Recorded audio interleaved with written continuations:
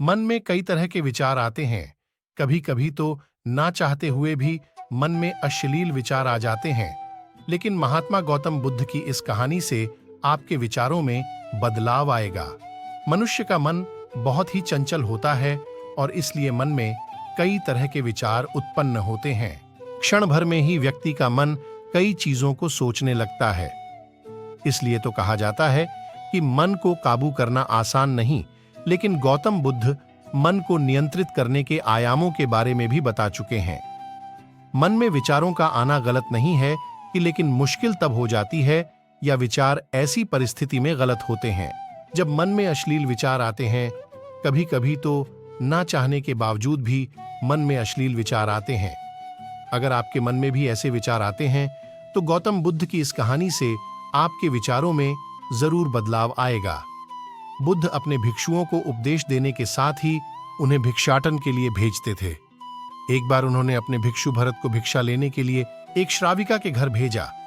भरत पूरे रास्ते मन में यह सोचते हुए श्राविका के पास गया कि आखिर आज भिक्षा में क्या भोजन खाने को मिलेगा, क्योंकि भरत चंद्रुवंश के राजकुमार थे और बुद्ध के सानिध्य भिक्षु के रूप में दीक्षित हुए थे। हमेशा भरत को महल में खाने के लिए स्वादिष्ट पकवान मिलते थे, लेकिन आज भिक्षा के रूप में उसे जो भी मिलेगा संतुष्ट होना पड़ेगा। श्राविका के घर पहुंचकर भरत ने भिक्षा मांगी। श्राविका ने भरत को बैठने के लिए कहा और भोजन लाने के लिए घर के भीतर चली गई। इधर भरत फिर से अपने प्रिय भोजन के बारे में सोचने लगे और जैसे ही श्राविका भोजन लेकर आई तो भरत अचंभित रह गए। भरत ने देखा कि श्राविका ने उनके लिए उनके पसंदीदा पकवान परोसे हैं और अपने प्रिय भोजन को देखकर वह खुश हो गए। भोजन ग्रहण करते हुए भी भरत सोच रहे थे कि महल में तो उन्हें भोजन के बाद विश्राम करने की आदत है, लेकिन आज उन्हें भोजन के बाद वापस तेज धूप में चलकर आश्रम जाना होगा। लेकिन भोजन के बाद श्राविका ने भरत को कुछ समय के लिए विश्राम करने का आग्रह किया। भरत फिर से खुश हुए कि आखिर आज उनके मन की सारी इच्छाएं कैसी पूरी हो रही हैं। इसके बाद भरत कुछ देर विश्राम करने लगे, लेकिन विश्राम करते हुए भी लेटे लेटे वह सोचने लगे कि आज तो मुझे भोजन के बाद विश्राम करने को मिल गया, लेकिन ऐसा रोज रोज नहीं होगा। जब भरत विश्राम के बाद उठे तो श्राविका ने कहा कि आप जब तक चाहे यहां ठहर सकते हैं। भरत अब समझ गए कि यह कोई संयोग नहीं हो सकता। उन्होंने श्राविका से कहा कि मुझे क्षमा कीजिए, क्या आप मेरा मन पढ़ सकती हैं? श्राविका ने हां में उत्तर दिया और कहा कि हां, मैं मन पढ़ सकती हूं। शुरू में यह कठिन था, लेकिन फिर मैंने स्वयं के मन विचारों को देखना शुरू किया। पहले मेरे विचारों की संख्या अनगिनत हुआ करती थी।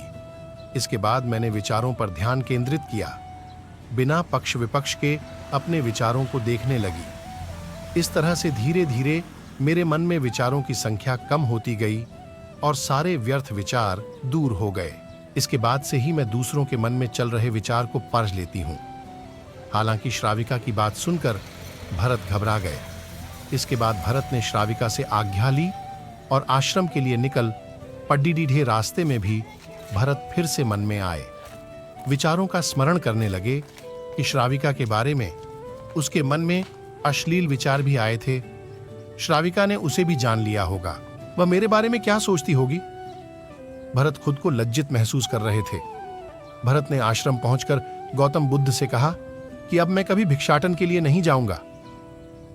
बुद्ध ने भरत को पास बुलाया और कहा कि क्या हुआ है, तुम मुझे सारी व्यथा बताओ। भरत ने सारी बातें बुद्ध को बताई। इसके बाद बुद्ध ने कहा कि अगले 1 हफ्ते तक तुम भिक्षाटन के लिए उसी श्राविका के घर पर जाओगे, लेकिन तुम्हें इस बात का ध्यान रखना होगा कि कल भिक्षाटन के लिए जाते हुए तुम अपने चित्त को पूरे होश में रखना। तुम्हारे भीतर क्या विचार उठे, उन पर ध्यान केंद्रित करना और यह भी ध्यान रखना कि तुम्हारे मन में कौन सी वासना उठ रही है। तुम कल इन सभी चीजों को ध्यान में रखकर जाना और इसके बाद मुझे वापस आकर बताना। अगले दिन भरत भिक्षाटन के लिए गए।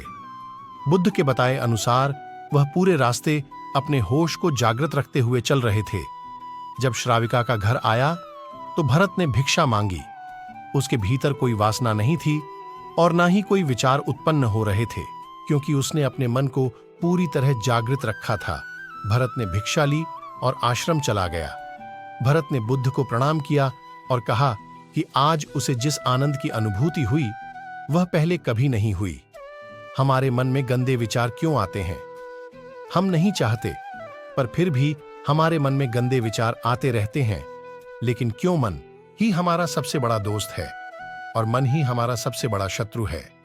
जब हम अपने मन के हिसाब से चलते हैं तो मन हमें भटका देता है, और जब हम मन को संतुलित कर लेते हैं तो हम अपनी जिंदगी में सब कुछ का लेते हैं। हम हमारे मन में आने वाले गंदे विचारों को रोकने की कोशिश करते हैं, पर जितना हम रोकते हैं उतने यह विचार हमारे अंदर प्रवेश करते जाते हैं। आप जिस चीज से जितना दूर भागोगे उतना ही वह चीज आपको अपने पास लेगी। इसीलिए उसे चीज से भागो मत, उसे पर संतुलन कायम करो। एक बार एक युवक गौतम बुद्ध के पास आया और गौतम बुद्ध से बोला कि ही बुद्ध, मेरे मन में इतने गंदे विचार क्यों आते हैं? मैं नहीं चाहता कि मेरे मन में गंदे विचार आए, पर मेरे मन में हमेशा काम वासना के विचार चलते रहते हैं और मैं इनके के बारे में सोच सोचकर बहुत परेशान हूं। मेरी ऊर्जा और समय यह सब सोचने में ही नष्ट हो जाता है और इन सब के विचारों की वजह से मैं कभी भी शांत नहीं रह पाता और मैं हमेशा ही स्त्रियों को देखकर मोहित हो जाता हूं, अपने आप को रोक ही नहीं पाता। बुद्ध मुस्कुराए और उन्होंने उसे युवक से पूछा, क्या तुम्हें पता है यह काम वासना होती क्या है? फिर लड़के ने उत्तर